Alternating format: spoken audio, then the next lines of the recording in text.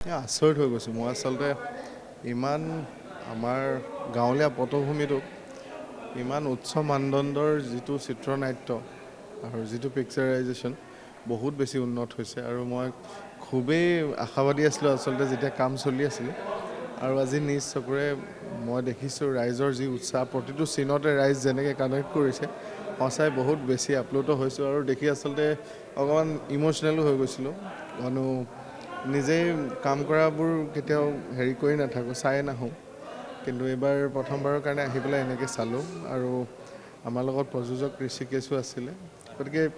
তাৰ মুখত আচলতে মানুহৰ যিটো ছেটিছফেকশ্যন সেইটো দেখি তাৰ মনত যোনটো ছেটিছফেকশ্যন মই নিজে দেখিছোঁ গতিকে ই আমাৰ বৰ্তমান উদ্যোগটোৰ কাৰণে খুবেই জৰুৰী বুলি ভাবোঁ মই প্ৰতিজন প্ৰযোজকেই যেতিয়াই এনেকুৱা সফলতাৰ মুখ দেখিবলৈ পায় তেওঁলোকে উৎসাহিত হয় পুনৰ পৰৱৰ্তী কিবা কাম কৰাৰ কাৰণে গতিকে প্ৰযোজক দুয়োজনকে মোৰ তৰফৰ পৰা বহুত বহুত শুভেচ্ছা জ্ঞাপন কৰিছোঁ আৰু চিনেমাখনৰ লগত জড়িত যিমানবিলাক কলা কুশলী আছে সকলোকে শুভেচ্ছা জ্ঞাপন কৰিছোঁ আৰু বহুত বেছি ধুনীয়া হৈছে চিনেমাখন চাব। কাৰণ আপুনি যিটো গীত গালে সেই গীতটো সেইটো চিনত লাগিব বুলি আপুনি ভবা নাছিলে নিশ্চয় দেখি পেলাই চাগে অকণমান বেলেগ আপোনাৰ আচলতে চিনেমাৰ কাম কৰোঁতে যেতিয়া ৰেকৰ্ডিং হয় ৰেকৰ্ডিঙৰ টাইমত চিটুৱেশ্যনবোৰ দি দিয়া হয় আচলতে কৈ দিয়া হয় আৰু কেনেকৈ উপস্থাপন কৰিব কিন্তু মই এনেকৈও হ'ব পাৰে বুলি মই একেবাৰে ভবা নাছিলোঁ আৰু ক'ৰ কাহিনী ক'ত গৈ কি এটা ৰূপ লৈ পেলাই কেনেকুৱা এটা ইণ্টাৰেষ্টিং বস্তু হৈছে যিসকলে এতিয়াও চোৱা নাই চুপা চুপি মই অনুৰোধ কৰিম আপোনালোকে আহক ছবিগৃহত আৰু আপোনালোকৰ মনে বিচৰা ধৰণে এখন অসমীয়া ছবি চাই যাওক। আৰু এটা কথা মই জানিব বিচাৰিছোঁ যে মাজতে অসমীয়া চিনেমা চাবৰ বাবে মানুহ অহা বন্ধ কৰিছিলে হললৈ কিন্তু জুবিন দাই সেই ট্ৰেইনটো আকৌ লৈ আহিল মিছন চাইনাৰ যোগেদি তাৰপিছৰ পৰা যিটো গতি সেই গতি কিন্তু অৱধাৰিত হৈ আছে। নহয় মাজতহে হোৱা মানে হেৰি হোৱা নাছিলে আমি যেতিয়া স্কুলত আছিলোঁ কলেজত আছিলোঁ তেতিয়াও দেখোন হিয়া দিয়া নিয়া কইনা মোৰ ধুনীয়া নায়ক এইবিলাক ছবি যেতিয়া জুবিনদাৰ সংগীতেৰে আমি গানকেইটা শুনিবলৈকে যাওঁ আৰু তেতিয়া মোৰতো বাগানত বাৰু ঘৰ আমি বাছত একদম বাছ ভাড়া কৰি কৰি যাওঁ গতিকে মাজতে সেই ধাৰাটো মানে কিবা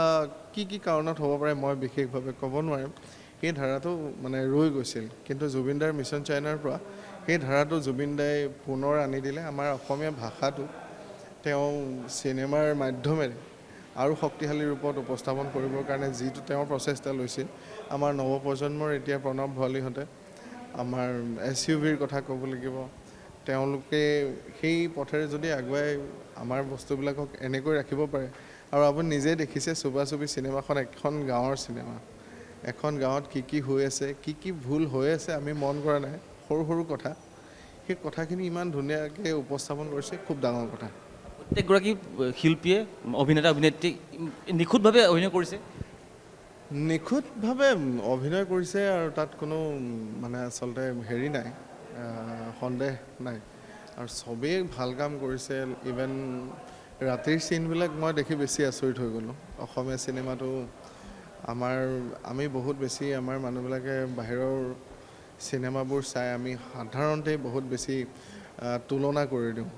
ইজনৰ লগত আমাক তুলনা কৰি লওঁ যে আমাৰ চিনেমাবোৰ বহুত পিছপৰা কিবা কিবি ইয়াত আৰ্থিকভাৱে বহুত কথাই জড়িত হৈ থাকে এজন পৰিচালক বা প্ৰযোজকেহে গম পায় একোটা চিনত কিমান টকা খৰচ হয় বা কিমানখিনি সময় ধৈৰ্যৰ প্ৰয়োজন হয় গতিকে মই ভাবোঁ ছবিখনে খুব বেছি ভাল কাম কৰিছে আৰু ছবিখনৰ লগত জড়িত যিটো টেকনিকেল টীম আছে তেওঁলোকেও এটা গাঁৱলীয়া পটভূমিক মানে সেই পুৰণা দিনৰ দলংখনেই দেখুৱাইছে আজিকালি বাৰু এনেকুৱা দলং খুব কমেই পাব আপুনি সেই পুৰণা দলং এখন দেখুৱাইছে য'ত কেইটামান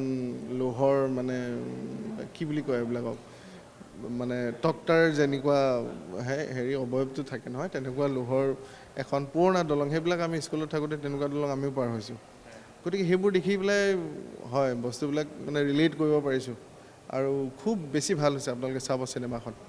একেবাৰে শেষত মই সুধিব বিচাৰিছোঁ বিজ্ঞাপনটো কেনেকুৱা দেখিছে নিশ্চয় বিজ্ঞাপনটো প্ৰয়োজন আছে কিন্তু প্ৰযোজক দুয়োগৰাকীকে আমি ধন্যবাদ নিশ্চয় দিব লাগিব যে বিজ্ঞাপনৰ ক্ষেত্ৰত এটা হাঁহ খাব নেকি এনেকুৱা এটা বিজ্ঞাপন কনচেপ্টটো নতুন নহয়নে? ডেফিনেটলি নতুন হয় আৰু মোক আগতেও সুধিছিলে তেতিয়া মই যদিও চিনেমাখনত সংগীত কৰ্মী হিচাপে কাম কৰিছোঁ তথাপিতো মই গম পোৱা নাছিলোঁ যে এই বস্তুটো ৰিলেটেড হয় এইখন চিনেমাৰ লগত মোক এদিন সোধোতে হাঁহ খাব নেকি বুলি সোধোতে মই ধেমালিতে কৰিলোঁ হাঁহ ইয়াত খাই লাভ নাই, উজনিত আহিব হাঁহ খাবলৈ। গতিকে আজি যেতিয়া মই চিনেমাখন চালোঁ, মই চালোঁ এই পাব্লিচিটিটো লাগে, মানুহৰ এই সঁহাৰিটো লাগে, আৰু মানুহে এইখিনি জেগাত কাম কৰিব লাগে, আৰু তেনেকৈ নিজৰ প্ৰচাৰটো যেতিয়া সঠিক দিশত সঠিক সময়ত মানে প্ৰচাৰ হয়, তেতিয়া ভাল বস্তু এটা আৰু সুন্দৰভাৱে ৰাইজৰ আগত দাঙি ধৰিব পাৰি, আৰু খুব বেছি ভাল লাগিছে, আপোনালোকে চাব।